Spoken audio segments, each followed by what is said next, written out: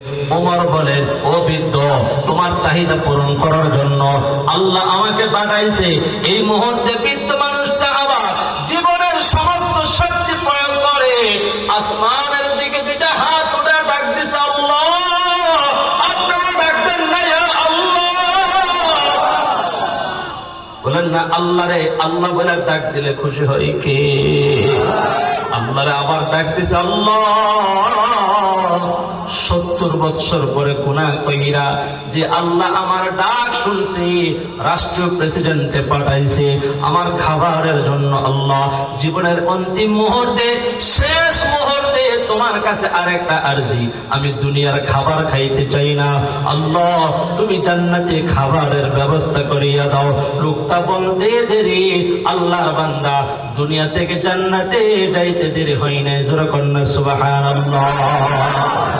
এই জামালপুরের মুসলমান, আমার যুবক ভাইয়েরা, বৃদ্ধ বাবারা, পর্দার আড়ালের মা গো, বলেন না ওই আল্লাহ এখন আছে না নাই?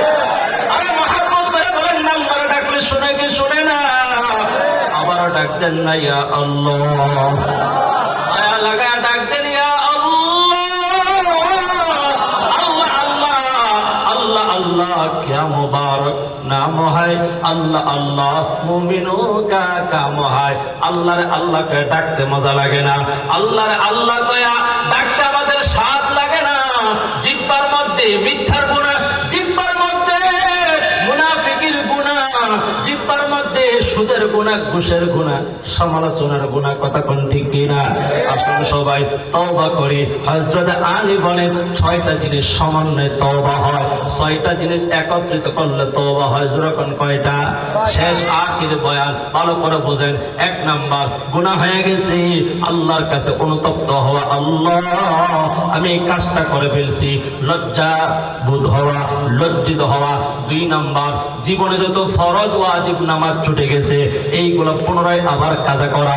3 নাম্বার, হাতে অথবা মুখে কাউকে যদি আঘাত দিয়ে থাকে তার কাছ থেকে ক্ষমা নেওয়া।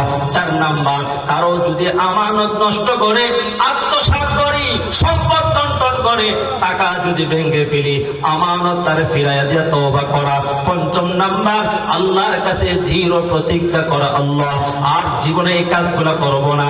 6 নাম্বার, আল্লাহ আগে এই অপরাধ করতে নিজেরা দেখেছি, পুনরায় নিজেকে ভালো কাজে শামিল করা।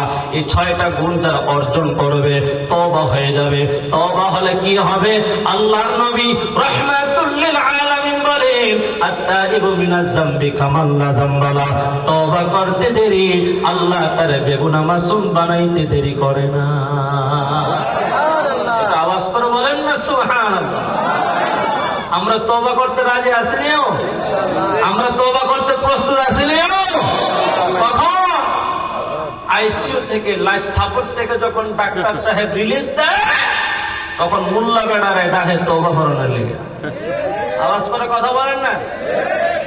আপনারা আমার ভাষা, আঞ্চলিক ভাষা বুঝেন তো? কখন তওবা কখন করতে হয়?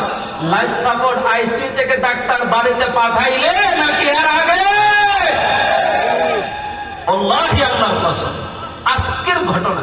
আমি জোহরের নামাজের পর প্রস্তুতি নিচ্ছি, আপনাদের এখানে আসবো। এক সরকারি কর্মকর্তা তিনি আসছে, হুজুর একটু চলেন বাসায়। বললাম কি? আমার আব্বার সকাল থেকে জবান বন্ধ হয়ে গেছে, একটু দোয়া তওবা টওবা পড়াইবেন। আমি কি তওবা বলার টেম্পার চলে গেছে, এখন গেলেও লাভ হইতো না। কথা কোন ঠিক কিনা? আমি যাইনি। আমি বলছি আপনার আব্বার জন্য আমি সফরে দোয়া করবো, এমনকি জামালপুরে তাফসীরে গিয়ে দোয়া করবো। তবে হ্যাঁ, এই মুহূর্তে তওবা করলেও কবুল হবে। এটা আমার কথা না, আল্লাহর কথা। বলবো? কষ্ট হইতেছে আপনাদের? দোয়া করে ফেলাই। মাশাআল্লাহ, মুরব্বীরা বসে রয়েছে, বলাবেন ওইটা জায়গা। কি ব্যাপার? দোয়া করে ফেলবো? আল্লাহ বলেন, ওয়ালাইসাতিত তাওবাতু লিল্লাযিনা ইয়া'মালুনা আস-সাইয়্যাত হাত্তা ইযা হাদারা আহাদাহুমুল মাউত ক্বালা ইন্নী তুবতুল আন ওয়ালাল্লাযীনা ইয়ামুতুনা ওয়া হুম কুফফার উলাইকা আ'তাদনা লাহুম আযাবান আলীমা।